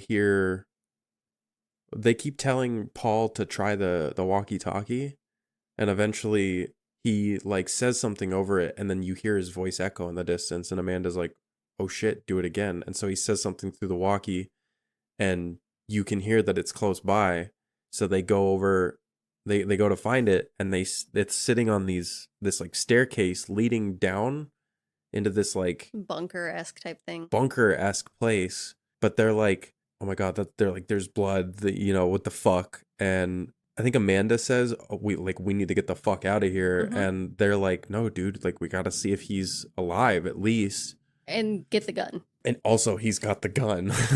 So they wander in, and this is something that you were talking about earlier where it's like some of the business, because I did say bunker and I should correct myself. They go down and it looks like a soup kitchen. It has like an entryway, and then it goes through this other area, and then it's in a kitchen, and like the entryway is like there's like a tree in the middle of this like little circular pond with like a grate up to the sky where it's raining, like dripping. It's really cool. It's super cool. It's like definitely I don't know, reminds me of Arc Raiders a little bit. For any of you listeners out there who might be playing Arc Raiders. It's really like that type of shit. Not mega structure-y, but like definitely that look of like fancy, like not fancy, but just what's the fucking word? It's a certain type of aesthetic. All I can think of is eco-punk, where it's like the modern stylistic, like it's all modern sharp edges concrete, but then it's covered in fucking plants. Yes. Yeah. That's what it feels like. As they're walking, they're following the blood trail, and Amanda's like, he's fucking dead. Look at how much blood is here. And they're like, gotta get the gun, dude. Like, I don't know what you want from us. So they keep going on, and they find Yuri's mangled body. What's left of him. There's like Which no I'm head. surprised that they could even identify that was Yuri. I think it's because they found the walkie already. I guess clothing. It's probably the blood trail and then the clothing, yeah. Because you see his legs. He's like a torso with legs. He has no head. He has no arms. He's gooey, and they have like no problem just digging into his corpse looking for the gun. It's really weird. I feel like you should have some reaction to seeing a mangled body of a person you kind of know. Yeah, Amanda has the only like sane reaction because she almost pukes at the sight and smell, whereas like Paul gets down and just fucking digs into something, into blood and guts and meat of this man. Finds the pistol. No, they find the Geiger counter. Yeah, Michael finds the clip for the pistol and the Geiger counter, and then they find the pistol itself. They find the pistol later because they get the clip in the Geiger counter, and then something like startles them, and the boys run to the door while Amanda jumps over a counter and hides. And whatever this thing is, like, kind of meanders its way in, and she kind of gets glimpses of it, and then it comes over to Yuri's body and is eating it, messing with it, looking at it, don't know. And she's like bear walking, like as close as she can to the ground. Yeah, on her hands and knees, like sneak through this room to like get closer to the door. And as she does, she sees the pistol under That's right. under the cabinets, because it's like those high-end kitchen kitchen stuff you see in like restaurants where it has a grate and then there's stuff underneath it. You can see it in like cafeterias and stuff too. It's just like counters you can place instead of counters being built in. Yeah. She grabs that, books it for the door, and they have to slam the door because this thing like chases after them and jumps and slams onto the door, and they lock the door closed. And instead of just fucking leaving, Paul wastes 3 more bullets by shooting into the door, maybe killing that thing. Who knows? I think he did kill it just because you hear it banging on the door, and then he pops 3 rounds through the door, and then it's silent. All I'm saying is it was a waste when the door was locked. No, 100%. And Paul cannot hold a gun to save his goddamn life. God. Ugh. We'll get to more on that later. But he, like, I didn't fault him on this one too much because he, like, he's trigger happy at this moment. Just 3 shots, one-handed, ridiculous. You can tell this gun doesn't have any kickback. They climb over some, like, stuff that's blocking the hallway, like a filing cabinet and chairs and stuff, and they fucking just book it back to the van. Yeah, they have to, like, Michael breaks a glass door. Oh yeah, so they can climb through it. There's an inconsistency in the scene that like bugged me because of how blatant it was. He steals the tire iron from Amanda to get the door, right? So you see the back of Amanda's head, him stealing the tire iron, breaking the glass, and then it pans back to Amanda, who has the tire iron as she reacts to him breaking the glass. That's so funny. And I was like, that one's real easy to check, my guys. Crazy. But sure, whatever. That's so funny. That's right. And so then they book it through the broken glass to get back to the van. Oh, God. This is where they fight about whether or not they need, like, they try to get Chris up so they can hike it back to the checkpoint. They're like, we need to just fucking leave. And they're like, we got to do something. And Chris is like, dude, I can't move. Sorry, but like they try to set his foot on the van floor and he like can't handle it. He's like, it's gonna take 3 of you guys to carry me. I'm gonna slow you down more. You guys go get help and I'll be here. Like, just bring back help. And Natalie's like, I'm not leaving him. And Paul is like, I'm not leaving him either. That's my fucking brother. And Chris has to force Paul to go, saying like something like, you're my big brother. You're my brother. Like, I need you to do this for me. They finally decide that they're gonna go scrounge for car parts. They're supposed to be hiking back to the checkpoint and bringing back help. While they're doing this, Amanda looks at her camera and zooms in on some random window to see a blur of a figure run by. Yeah. It's a picture of the apartment complex, and it's like the top floor window, and all of a sudden she's like, oh, there might be something in this photo. Right. I don't know why. And they try to explain it later by her saying, well, I thought I saw something, and so when we came back, I had to look, and I'm like, sure, whatever. So they start going a direction because no one knows where they are. Mm-hmm. No one has a compass to tell them which way north is, even though they don't know what that means. They just meander. Yeah. And they end up finding a parking lot, it looks like. There's a bunch of cars, there's a bus, there's an old military vehicle there as well. It's all like old, disheveled. Yeah, like some of the cars are missing doors, like that kind of thing. These things have also been picked over and like scrapped. It's all scavenged. They do come up on the bus that is like all enclosed, boarded up, and Paul notices that there's like gunshot holes all over the sides, but he also notices, and he explicitly states that like they're exit hole wounds, like that like someone was shooting out from inside the bus.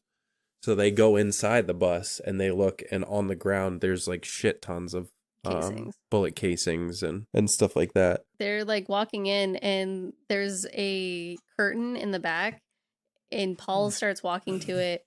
Amanda's like, oh, fuck no. Like, we're getting out of here. There is no reason for us to go back there. What the fuck is wrong with you? Paul's like, There could be something back there. Come on. And so Amanda follows him. Come on. They go back there. He flings the curtain away, and there's a broken rifle, an empty magazine. There's nothing. And then the ceiling collapses on him. Not like full-on collapse where he falls. It just like breaks on his head, and he's like, I'm fine. And there's just dust everywhere. I was thinking, because they had to break in here, I was like, where are all the dead bodies? Like, where is everything? Like, if someone was in here fighting for their life, the door is shut, and then there is a broken glass window with a strip of fabric and blood on it, and then they state, that's a guard uniform. How? It's a strip of fabric. What do you mean it's a guard uniform? There's no patch. There's no identifying factor. A uniform, sure. Yeah. You're what's it called now? You can identify uniforms based off strips of fabric of color. Yeah. A textile expert. Sure. I don't know. The only I don't even want to call it an excuse. I'm just thinking that like they did drive to a checkpoint where they saw like guards pretty close up, but like even then that's not. And when I say this, so there's one thing for like a lot of military officers or like, you know, army, it's camo. The US camo is like the pixelated whatever. If you see a strip of that, you're like, oh yeah, that's fatigues. This is like their formal wear. It's a black strip or darker green strip of fabric. It has zero I don't know. Yeah. Whatever. They're stupid except for now they're smart. So they get off the bus. Michael is like, hey, look what I got. And he's got cables. Yeah. Sure. No hat, cup, whatever the fuck it is. Just little cables. And there's like 2 of them, I think. Yeah. That are like just long and folded. I'm like, what? Okay, sure, dude. Yeah, and they're like, yeah, we can fix the van now. I'm like, yeah, except the battery's still dead. As they leave the bus, they are spotted by a pack of wild dogs that start charging into the car park. So they all start running, and they come to like a river with this old, not even a bridge. It's like a rope bridge. It's like a floating bridge. Yeah, like one of those floating bridges with like the rope handles. Does it have rope handles on it? I thought it didn't have anything on it, and it was just steps. I thought it had this stuff on the side, but I didn't think it did. Because... Oh no, it doesn't. Yeah, you're right. It's literally just the boards on like the floating. And it's like rotted wood. Yeah, half of the boards are snapped in half, and so like it's breaking as Paul is walking across it. Yeah, and Zoe's panicking as she's walking across it because obviously it's like you're getting chased by wild dogs crossing a river in the middle of winter. Yeah, you're gonna be panicking, and everyone's yelling at her for it, being like, "Zoe, you gotta pick up the pace," and she's like, "Panic," and she falls in. Yeah, like. Yeah, she fucking slips and falls in, so Michael immediately jumps in after her. And then Amanda finishes crossing the bridge and then pulls him out of the water on the opposite bank. And like she it's not that deep, man. Like she walks in and grabs Michael and just drags him out. And I'm like, cool, now 3 of you are gonna get hypothermia. But he Michael cut his leg on something. He screams. He got bit by a fish. Oh, he got bit by a fish. Yeah, he's getting attacked by fish. I thought he fell and cut his leg on something. No, when he pulls up his pant leg, I think it's supposed to look like a bite mark. That makes sense. And the only reason I know that is because in the wiki it says they get attacked by fish. See, and you know what? It would make sense that they had the whole establishing stuff with the fish earlier. So that's the whole scene of the point of the fish scene is so they could have Michael get attacked by fish later. Cool. Got it. Sick. On their way back to the van, it's taking them a very long time because of like the whole dog situation. At one point, the Geiger counter went off quite a bit, and they're all like, "Oh fuck, we gotta move." Yeah, and as they're walking, Michael turns to Paul and is like, "All right, man, cut the shit. Tell us what you know." And he's like, "What the fuck do you mean?" They're like, and Paul just tells him, "I just know urban legends that apparently there are people who like came back and now live here, and like this place isn't actually abandoned." As they're like fighting. There's something that like runs across behind them across the road and like dips into the forest and they like stop and turn and they're like, look. And then they like actually start running back to the van this time, which isn't there. The van is gone. It's actually in a different place Flipped. Upside down, and upside down. The cushion chairs have been ripped out of it. All of the windows have been blown out. There is no Chris. There is no Natalie. It's just gone. Paul is freaking out because he's like, "Oh my fucking god, my brother's gone." Oh, they find the phone. They do find the phone, and there's a video, and Natalie is like recording Chris, and Chris is like, "I just wanted you to know I love you so much," and she's like, "I love you too," and then he's like, I needed you to know before anything happened," and he pulls out the ring. I was gonna do this in Moscow. And she's like, "No, you put it away. We'll go there tomorrow. We're gonna be there tomorrow. You don't have to, and then you can propose proper and however you wanted." And then like something hits the side of the van again or something, and she drops like, what the fuck? Like rocks the van enough that she drops the phone, and she's like, "Chris, babe, pick that up." And she makes Chris pick up the phone. And now Chris is filming the rest of I'm like, he is couch ridden. Yeah. And you're like, "Babe, go pick that up for me. Thanks." This scene, this is something we haven't touched on yet either. The lingering scenes are so fucking long. This scene of watching, because you can't even see what happens.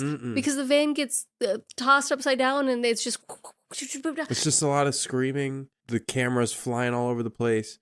And then, like, when the camera finally has, like, a still shot, it's laying on the ground facing up. And you so quickly just get this view of something taking Natalie away. Yeah, it, like, grabs her on the waist and, like, yoinks and, like, hauls her away, like, over the camera. And then Paul starts screaming for Chris. After they just had so many things. You just watched a video of the van that your brother was in getting flipped and thrown away from its original place. You just got chased by a pack of dogs. You saw a fucking bear. Like, not even whatever was taking Natalie. You're calling creatures to you, sir, and everyone calls him out on this, and they're like, dude, shut the fuck up. Like, what the fuck is wrong with you? We didn't mention this. They left the gun with Natalie when they went on this little excursion. Oh, they did. And yeah, Paul hands it to Natalie and is like, right. Paul hands it to Natalie and he's like, "Do you know how to use this?" And she like looks at it and she's like, "I think so." And he's like, "Good, use it if you need to." Paul ends up getting the gun and he starts like waving it around like crazy. Oh yeah. Like he starts, because I think Zoe says something of like, I think he's gone. And so that pisses Paul off so bad that he like points a gun at her. And Michael doesn't have that because like, you don't point a gun at my lady. And so he doesn't take it yet. I'm getting the scene mixed up. I was going to say he takes it because he fucking cranks Paul's wrist and takes it from him, but it's not at this scene. They find a blood trail because Paul has the gun in the next scene. Yeah, this is a little fuzzy for me because it's just dark and it's a lot of like the same shit. Yeah, okay, so Paul starts screaming, drawing too much attention to them. Michael's like, "Dude, they're probably dead. Like, we need to get out of here." And I'm super on Michael's side. Like, they need to find somewhere and bunker down, not go searching for these people who got dragged away. And it's the middle of the night. Yeah. Like, you guys have seen too much shit. You saw what happened to Yuri. Oh, that's right. They follow screaming. Oh, and then they see the Natalie. Blood. Yeah, and they see a little bit of a blood trail. So Paul, all I have is Paul, shut your fucking mouth, Jesus. So Paul is probably screaming more. As they get into this building, they found a flashlight on the bus. So now we have Amanda has a flashlight and Zoe has a flashlight. Paul has the gun. And Amanda is shining around the flashlight while Paul holds the gun at his side, like by his thigh. 1, if you have the gun, you should have the flashlight so you can see where you're shooting. Yeah. 2, if you hear screaming and are thinking you're going to need to use the gun, you should be ready with your gun pointed like you were about to use it, sir. Yeah. At this point, he's going to be trigger happy and shoot the damn floor. No, he's not smart. He does not know how to handle a gun. No. A chair gets thrown, someone screams, they find Natalie, and she's unharmed. Why? I don't know. Why did Gary get eaten and she gets to be unharmed? Also, they did not react very much to a chair being thrown against the wall right next to them and it exploding. Because when that happens, it just like, you see the chair hit the wall and it fucking explodes. And then it cuts to all of them and they're all just like, what just happened? Oh, that's wild. If that happened to me, poop would be someone would have pooped in my pants just then, and maybe a little pee come out too, and I would have been screaming and sprinting to the other side of the room. If I was the motherfucker with the gun, I'd be having the gun and looking around and being like, what the fuck just tried to kill me? As this is happening, Michael also finds a map. Oh, yeah. And Paul is a fucking asshole again. And this is where he starts waving it around like crazy because he says he's not leaving Chris, and they're all like, we need to fucking leave. He points the gun at Zoe, and Michael's like, bitch, you better not. And he grabs Paul's wrist, fucking yanks it down, drops the gun. He picks it up, and he's like, you gonna behave now? Like, fuck. We've mentioned Amanda a lot. We haven't really talked too much about Amanda. This poor woman now has the weight of Paul's trauma on her shoulders because she has to continuously talk Paul down from being a dickhead and being irrational to following what the rest of the party is doing and being like, hey, let's be smart about this. Every fucking time he loses his shit, Amanda's like, I got you, boo. Like, we're gonna handle this together. Let's calm down. Yep. Oh. Yeah. They convince him that they're gonna hike to... Amanda convinces Paul to hike with the rest of the party to the checkpoint. And the Geiger counter starts going off as they're trying to follow the map. They're in the city, close to something now. Zoe and Michael are fighting about the map situation. They're like, I think we need to go this way, but it's blocked off. And on the map, it's not blocked off. Like, I don't know which way we should go. And then Paul just starts freaking out, like, which way should we fucking go? Like, this man is so much of an asshole. He should have died first, not Chris. Like, the only solace I get is that he gets to live with the guilt right now, that he doesn't know where his brother is. And all of this situation, that's it. That's all he has. Usually they try to give that character in this sort of scenario at least one sort of redeeming quality so that you at least kind of want to feel something. Yep. So that there's a bit more of an emotional back and forth throughout the film. That is not the case for Paul, because he's just a fucking ass the whole time. Like, even in the beginning, you're kind of like, oh great, like this guy's probably gonna be a dick. You know, we'll see how this goes. And usually the movie will like kind of throw you for a loop and give you a little extra to be like, oh, okay, he's not that bad. Like, he's an asshole to everyone except the people he cares about, or like, oh, he's an asshole until like it counts, and then he's like a solid guy. Yeah, but no, he's just an asshole, and then when shit goes wrong, he just loses it. He's the epitome of everything I hate in these types of characters. Dude, what the fuck? You're do something. Yeah. Like, be good at something. Anything. Just be rational at least. Give me something to like about you, and there is nothing. Yeah. As they're arguing, a creepy little girl appears. Oh yeah, so they come up to this it's like this staircase. Yeah, so Natalie like sits down by a staircase going down, and then there's like a walkway bridge a story high. Yeah, above them, and then like buildings are on either side of them, and it's dark. I mean, there's like moonlight, but that's about it. And then yeah, they like turn around and shine the flashlight, and there's this kid in like a red sweater, in I think a skirt, crazy curly Einstein hair, facing the opposite way. She has like a teddy bear or something too. She's like holding a stuffed animal or something. I don't think you could. I think we see her back. Yeah, that's why. I thought she was like. Oh, but like you're saying, like she was holding it down, against her side or something. Like I thought. I say she. I think it's a girl. We don't see their face. I don't know. But it's wearing a skirt, so like. You could assume, but like, I don't know. Kilts exist. As everyone now sees this kid thing, and they're like, what the fuck? Hello? Like, hello? This is Paul's only like rational moment where he starts speaking Ukrainian to this little girl. Yeah. Trying to be, because like, they're all like, oh my God, are you okay? Like, hey, hi, all in English.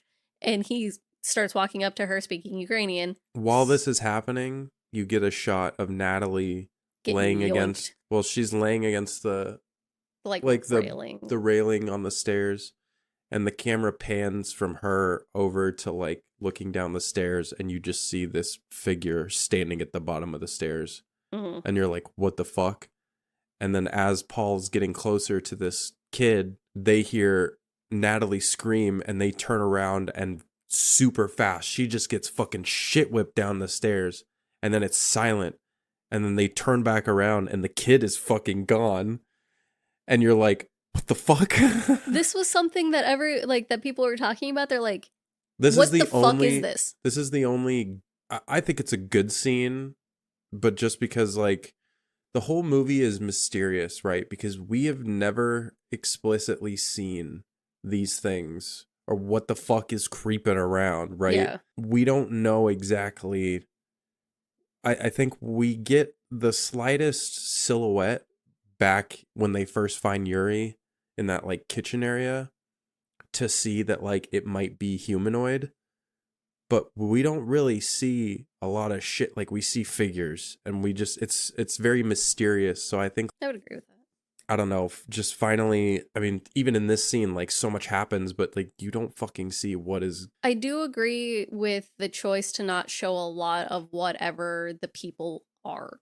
Yeah, it's good. Like leaving it up to my imagination. I think that's why I remembered the movie being a lot scarier when I was younger, because like it was up to my imagination. My imagination as a kid ran wild with the creepy shit like that, you know? Yeah, we get to see a little bit more of what they look like later in the movie, but like at this point we've really only seen like glimpses and shadows and those silhouettes. When you're looking at the back of this kid, like, yeah, it's got hair and it's wearing clothes, but for you all like you don't know what its face looks like.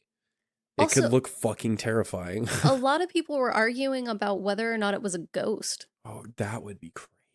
But then if it's a ghost, that's the only paranormal thing we've seen. So is it a plot hole or is it a mutant child being used as a decoy? And then if it was it disappearing does not surprise me. Those motherfuckers are fast as shit. Is it supposed to be a ghost? Is it supposed to be I don't even know. I don't think it was a ghost. I do think it was just a fucking child of those things. I don't think it was meant to be a decoy. I just think that like wrong place, right time. Yeah, I think so. I think it could definitely be seen as like very mysterious, but that's if you give it a lot of grace and really giving it that of like, oh yeah, it's leaving a lot up to the imagination. I don't know if a lot of that was even thought of was meant to like, I don't know if that was the point or not. It works. It's a movie. So yeah, the Natalie gets taken. They follow the her. Kid gets disappeared, and do they just follow? Yeah. They rush down the steps, and as they're like cutting around these corners and things, they come across a guard dead, hanging upside down, bleeding, which feels like a warning. Mm-hmm. And then they end up in a school stadium, like a track field or a football field type stadium. Yeah. They start getting like chased, and Michael just shoots blindly, even worse than Paul does, of just shoots once. There's like a small horde that has kind of started like emerging out of the shadows. Very creepy, by the way. This probably, I mean, we've talked about my nightmare before of like the horde running down the street towards my house. Yeah, in the like, shadow. This doesn't help because it is an unknown, mysterious horde of humanoid things shambling towards them. Yeah. And I'm just like, that makes me uncomfortable. Yeah, Michael shoots twice randomly. I don't even think he hits anything. I'm keeping track of the bullets at this point. Mm-hmm. They end up breaking into a storage shed. Are you keeping track of the bullets because they only have one clip and you want to make sure that they don't? Yep. And at max, they could, I believe, have 10 bullets in this gun. Max. 9 in the clip, 1 in the chamber. Mm-hmm. So they break into the shack and then Scooby-Doo style start stacking everything they can up in it. And then they see another door and Paul's like, here's another door. Bam! Kicks it open for no reason. It like flings open super easily. Probably wasn't necessary to kick it in. And he's just on adrenaline. Fair enough. They start heading down the stairs, and it's, again, Michael has the gun, but does not have the flashlight. Zoe and Amanda still have the flashlights. He shoots, and then, because they're still getting chased, like, down the hall and stuff, and he shoots, and then he shoots again, and it is the last bullet. I'm like, cool, you guys kept track, thank you. And so he leaves, he, like, drops the gun or whatever. It's like a bunker system. It's like underground tunnels. It is, but it's weird because it all seems to like connect. My thought is, and I don't know if this is correct or not, but my thought is because this was a town built around the power plant system, is that this was kind of like an underground system as a fail-safe to not be above ground if something happened, that they could travel through tunnels. I don't know if that's correct, but that was my only thought, because like they're concrete tunnels, and the sarcophagus that encompasses the Tower 4 is also concrete. It's like 100 floors of concrete or something. Like, it's huge, just chunks of concrete that helps trap radium in because it can't escape that level of concrete. Yeah. So my thought was, if like an explosion up top happened, then they had the downstairs tunnels to try and escape. But I don't know if that's correct, but that was my thought. I think that is correct, but I also don't know. So anyone out there listening who does know, if you're special, don't get mad at us for saying wrong things. If they're wrong, it's the best that we got to go off of. If your special interest is Chernobyl, please leave your comments down below in Spotify. You can comment on Spotify now. I don't know if you can on Apple Podcasts, but you can on Spotify. Crazy. Yeah, we have comments turned on. Let us know if you know what these tunnels are. If you're really a really big fan of nuclear reactors, leave a comment. Also, if you have a good documentary for me to watch, drop it down based below on as Chernobyl. well. Yeah, that would be fucking fantastic. 100%. They end up getting to like an actual like big bunker type thing that has like a metal door on it, and they try to get Michael through and they can't, and Paul slams the door on Michael and Zoe loses her shit. Yeah, I mean, to be fair, Michael gets yoinked the fuck away. He does, yeah. And like at that point I would have also thought to myself, there's no getting him back. Like, no, I agree with Paul closing the door. It sucks, but like for the sake of your survival at that point, it's either you all die or Michael dies. Yeah, no, I do agree with Paul. And I don't agree with Michael dying, but it's the lesser of two evils, I guess. It's like the trolley problem. Yeah, yeah. The bunker they are in is where they think these people live. And if that's true, there's 4 people live here. There is nothing in this bunker to suggest that more than 1 or 2 people live in here. Mm-hmm. There's like this little tent, and this is part of the movie that skipped for me, so fill me in on what I missed here. Is Paul finds the engagement ring, picks it up, and then it's in front of this tent thing made of tarp. Yeah. And he goes over. Paul is like, Chris? Because there's this like soft moaning, but it is not Chris moaning under the tent. And he's like, Chris? Like, with the dumbest fucking face. And he goes to like lift up the tent to see inside. And it's not Chris. It's a little person, right? It's a little person, but it's a fucked up, irradiated, like mutated little person. But it just kind of like pops out and it scares them, and then they run away. Yeah, it doesn't chase them. They just like leave. They start running. The rest of the God, especially all of this, from when they get into the bunker and the shaky cam, it's all a fucking blur. It's so fucking awful. They keep moving, and then eventually, like, they're climbing up a ladder, and Zoe's the last one on the ladder. Oh, no. Zoe, like, they navigate through the bunker, and then they find, like, a maybe medical ward. They find a bunch of, like, the gurneys and the separation things, and Zoe, like, faints for a second, is, like, not doing well. She gets, like, really sick. And like dry heaving. Yeah. And they have to like hole her up, and as they're sneaking through these different areas, they still have their flashlights on. Mm-hmm. Quote unquote sneaking through areas. If you've ever turned on a flashlight in a tunnel system, that light bounces, my guy. You're not sneaking fucking anywhere. Yeah. And the tunnels are going like lower and lower, and I think even Zoe at one point is just like, no lower, no down. Also, like, as we're going through these scenes, you have intermittent moments of hearing a Geiger counter go off. Yeah. It may not necessarily be theirs. I think they try to like they just like play the sound sometimes, and then sometimes it's coming from their Geiger counter, I think, to like kind of throw you off.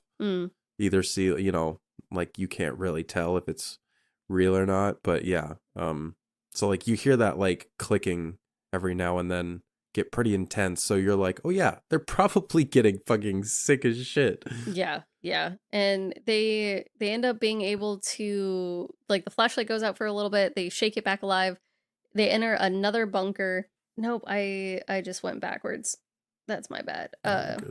Yeah, you're correct with the ladder. It was just I got my paragraphs flipped.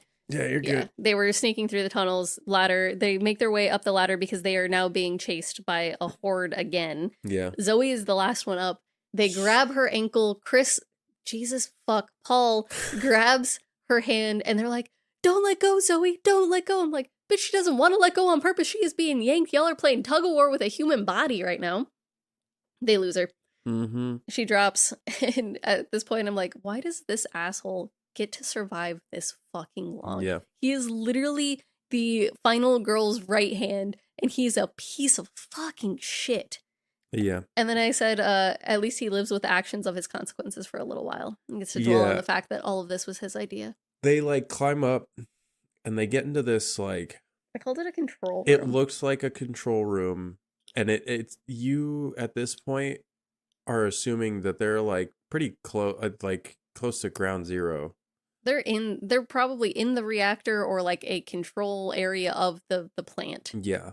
They're like moving through this plant, and suddenly Paul starts being like, my vision's blurry. Like my eyes are getting fucked up. Like I can't see. And he has another breakdown that Amanda has to talk him down from fucking again. The Geiger counter's going off nonstop. They can't see their skin. Like you get a close up of Amanda's face, and she's just instantly getting blisters across her face. Yeah. They find Natalie again, and I guess she's dead this time. Yeah. But she doesn't have any blisters on her. She's not mutilated. No, she's got a bit of the radiation stuff. Why is she not mutilated? Why is she not torn to pieces? Why is she here? That's a good question. Why does she not look like Yuri? Why don't all of them who get pulled away look like Yuri? Why? Well, I guess we don't know what Chris looks like because they never. Yeah, they never find Chris. They never find. He Chris. just fucking disappears. So Natalie's the only one who keeps returning. Like she shows up twice again. Like right, like initial gone, find her once, gets taken, find her again, now dead ? But like, why did they let her go?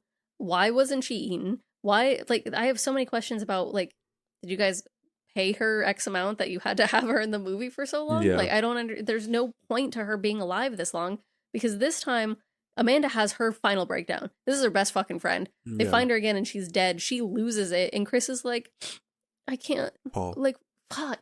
These fucking men who look alike. Paul is like, I can't leave you here. Like, I need to leave, and I can't leave without you. So we have to go. That is his way of getting Amanda out of her whole thing being like, I've got you. We're going to get out of here. Everything's going to be fine. His is, I want to leave, but you have to come too. So we're leaving. Like, that's his. Fucker. Hate him so much. Well, they keep walking, and eventually, like, Paul is straight up, like, blind. Like, he's like, I can't see. They see a big open, like, bay door or something, and they start walking towards it. Except there's a bunch of mutants outside. And so they go to, like, turn, and then they get attacked by two of them. Amanda beats off both of them.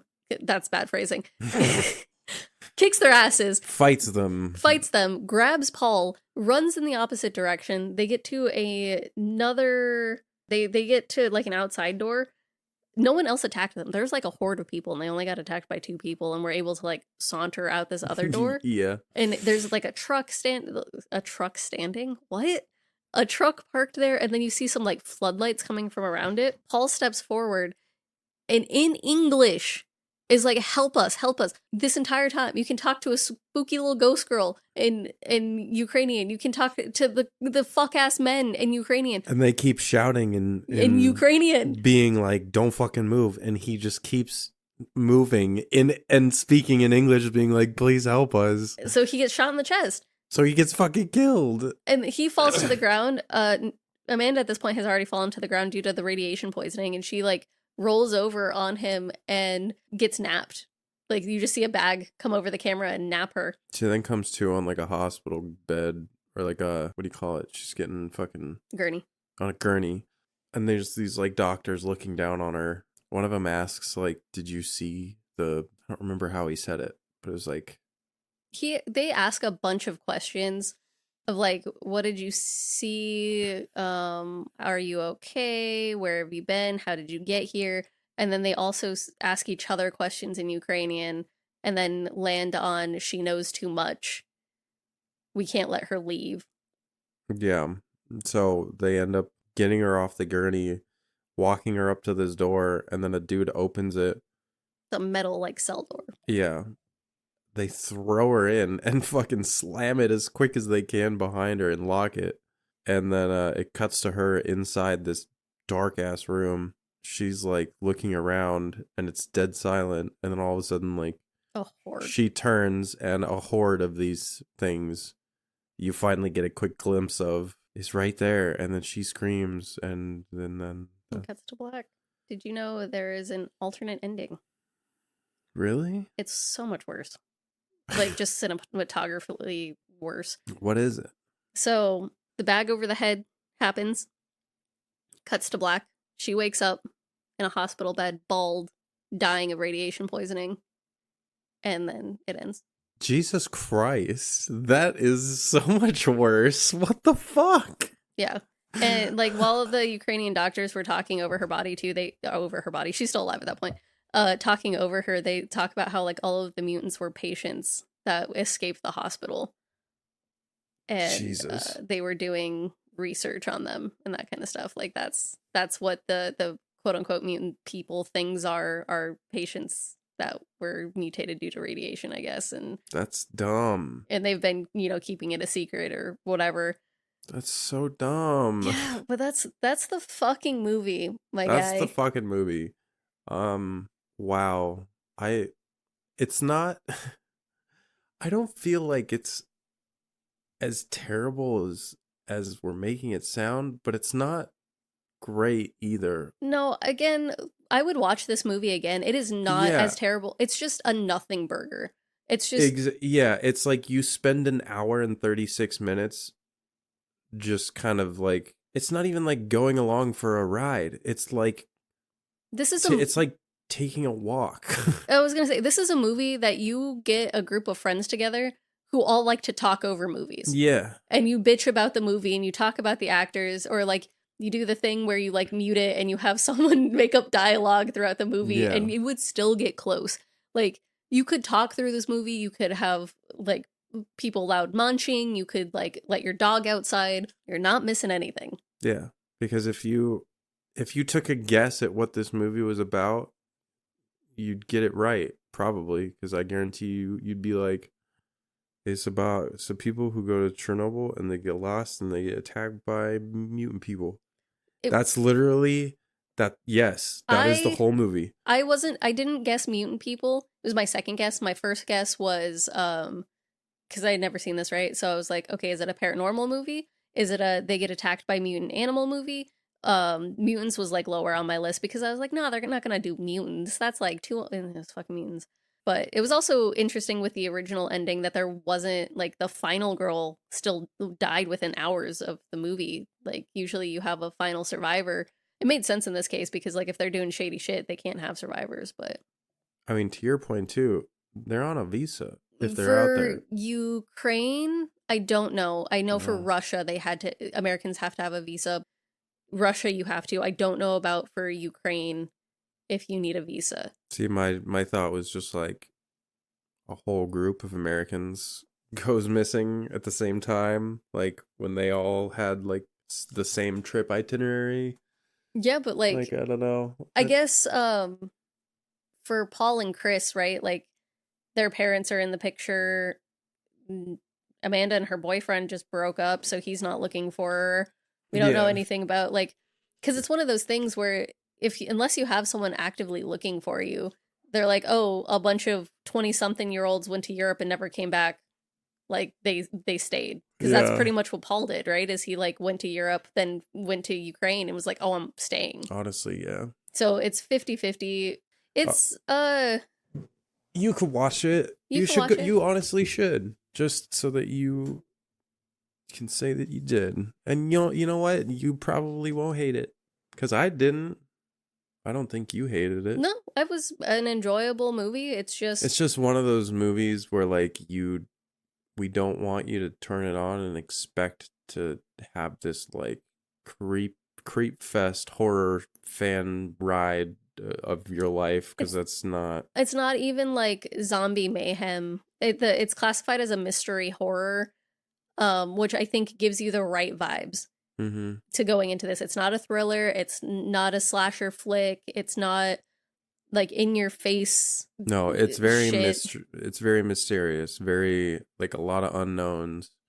Kind of let your mind run wild and think of all the creepy possibilities. It is what it is. Enjoyable. Get a giant bucket of popcorn and just chill. Yeah, enjoy. Thank you for listening to this week's episode. Follow our Instagram and Threads at No Self Service Pod. Until next time.